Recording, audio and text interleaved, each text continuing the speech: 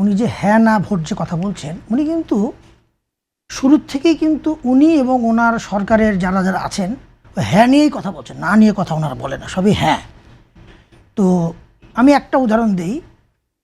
একটা গ্রামের একটা ইমাম আমাকে ফোন করে বলছে ওনার কাছে মেসেজ গেছে হ্যাঁর পক্ষে হ্যাঁতেই যেন ভোট দেওয়া হয়, মেসেজ। এখন আমাকে বলেন এই মসজিদের ইমাম বা ওখানে যারা মৌলানারা যারা যারা আছেন তারা চলে কিভাবে? চলে হলো যে এলাকায় মসজিদ সেখানকার লোকে চাঁদা দিয়ে চলে, কিংবা পার্সোনালি কেউ চাঁদা দেয়, দিয়ে সেই মসজিদটা ঠিকই আছে। সরকার তো কোনো অনুদান যায়ও না।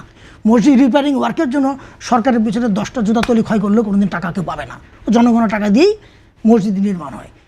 এখন এই ইমাম আমাকে বলছে যে আমি যদি এখন না ভোট দেই, রেকর্ড তো তাদের কাছে আছে, আমাকে ট্র্যাক করবে, পরে তো আমাকে উচ্ছেদ করবে, আমার চাকরি থাকবে না, এলাকাতে খেদা দিবে আমাকে।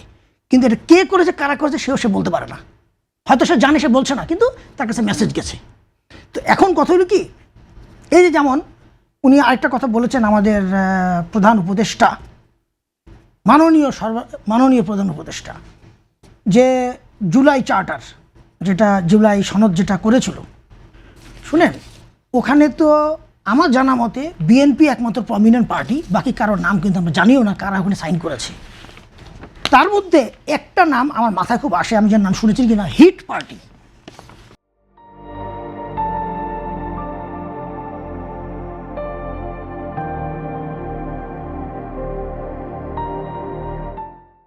হিট পার্টি বলে একটা পার্টি আছে যারা ওদিন সই করেছে। হ্যাঁ, এই পার্টিটা কোথায় জানেন? যেটা আমি শুনেছি সামওয়্যার ইন মাজার রোড, মিরপুর কোন একটা জায়গায় হবে। তারা সাইন করে, তার মানে সে অ্যাকাউন্টসে চলে আসছে যে তুমি আমাকে সমর্থন দিয়েছো। তো এই ধরনের হাবি জাবি গোজামিল পার্টি, ঝালমুড়ি পার্টি, হ্যাঁ হ্যাঁ, তারপরে ওই ডাল ভাঙ্গা পার্টি, মাছ ধরা পার্টি নিয়ে এসে আপনার জুলাই যোদ্ধা আপনি সাইন করিয়েছেন। এইটাকে নিয়ে আপনি এখন গৌরবের সহকারে আপনার কথাগুলো বলছেন, এটা একটা। সেকেন্ড হলো, আজকে পলিটিক্যাল গভর্নমেন্ট যখন বসবে ইলেকশনের পর, বেরোর পরে, এগুলোকে তো পার্লামেন্টে যেতে হবে, এই পার্লামেন্ট অ্যাপ্রুভ করতে হবে। সাপোজ ধরেন এই বিএনপি জামাত যারাই ক্ষমতায় আসুক, তারা যদি এটাকে অ্যাপ্রুভ না দেয়, তখন ওনার জুলাই যুদ্ধ যাবে কোথায়? তখন তো ওনাকেও এই কোশ্চেনের মুখে পড়তে হবে ওনাকে।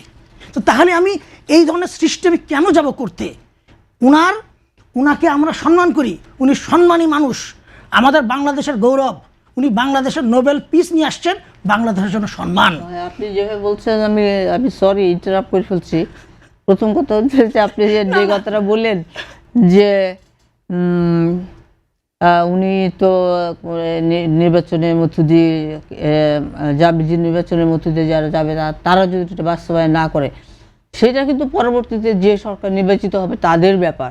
কিন্তু এই মুহূর্তে প্রশ্ন হচ্ছে প্রধান উপদেষ্টা হিসেবে, সরকার প্রধান হিসেবে তিনি এই কথা জনগণের প্রতি আহ্বান রাখতে পারেন কি না? ঠিক আছে, দ্যাট ইজ দ্য কোয়েশ্চেন। এই মুহূর্তে এটা হচ্ছে পয়েন্ট। না না, আমি এটা আপনি আমাকে কোশ্চেন যেটা করেছে সেই জন্য আমি কথা বলছি। এখন কথা হলো কি, যে উনি একটা সম্মানী মানুষ, ওনার মুখের থেকে এই ধরনের কথা কেন আসবে? উনি যেরকম ওয়ার্ড বলেছিলেন উৎসব মুখর, মানে অ্যাটলিস্ট আপনি পান চাওয়াবেন বা বাতাসি চাওয়াবেন, উৎসব মুখরে যাবেন, যাইতে যাইতে ভোটটাকে দিয়ে আসবেন। তো সেইটা যদি করতেন তাহলে ওনার উচিত ছিল সব দলকে ডাকো, নির্বাচনে আসো, জনগণের সিদ্ধান্তে হবে কে সরকার কে বিরোধী দল। যাকে নির্বাচন করতে দেও নাই, তাও সেটা আমি বলবো সেটাও অবৈধ, বিকজ সেটা থ্রু এক্সিকিউটিভ অর্ডার, মানে নির্বাহী আদেশে, যেটা জুডিশিয়াল প্রসেসে যাওয়া হচ্ছিলো। ঠিক আছে, ওখানে যাবো না, গেলে আবার আমাকে বাটাক কথা বলবে। কিন্তু আমার কথা হলো যারা ফিল্ডে আছে, অ্যাক্টিভ আছে, তাদেরকে কেন সমানভাবে রাস্তায় নামতে দেওয়া হলো না? তাদের এগেনস্টে মিথ্যা মামলা, যেদিন শেখ হাসিনা পতন হয়, আমাদের সিনিয়র নেতারা ক্যান্টনমেন্ট থেকে বঙ্গভবনে যায় মিটিংয়ে, ওই সময়টা ওনাদের নামে মার্ডার কেস দেওয়া হয়েছে। ওনারা নাকি গুলি করে নাকি মানুষটাকে মেরেছে স্পটে, অথচ উনি কিন্তু ক্যান্টনমেন্ট এবং বঙ্গভবন দৌড়াদৌড়ি করছে আমাদের নেতারা। ট্রাভেল রেস্ট আপনার জীবনে শুনেছেন? আপনার নামে মামলা নাই, আপনার নামে কোনো কিছু নাই, আপনার নামে ট্রাভেল রেস্ট দিয়ে কেন? যেহেতু পার্টিকুলার একটা দল করেন আপনি, তাহলে কিসের জন্য উৎসব মুখর বলেন?